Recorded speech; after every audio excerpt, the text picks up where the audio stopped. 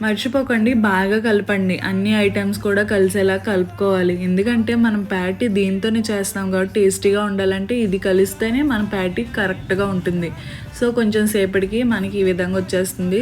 So, ఈ విధంగా ప్యాటీలా చూసుకొని పాన్ మీద ఏసేసుకోవడమే. ఇప్పుడు కొంచెం బటర్ వేసుకోవాలి.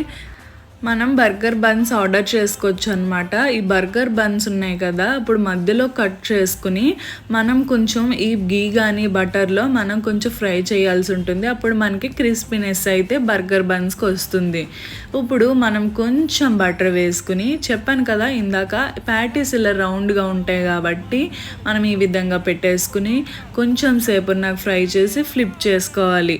ఈ విధంగా మీకు బర్గర్ ఎంత సైజు ఉంటుందో అంత సైజు వరకు ప్యాటీ కూడా అడ్జస్ట్ చేసుకుని ఫ్రై చేసుకోవాలి. ఇప్పుడు మనం ఫ్రై అయిన తర్వాత అమూల్ చీజ్ స్లైస్ లేదా డిలెక్టా చీజ్ స్లైస్ని ఈ విధంగా కాల్చిన ప్యాటీ పైన వేసేసుకోవాలి.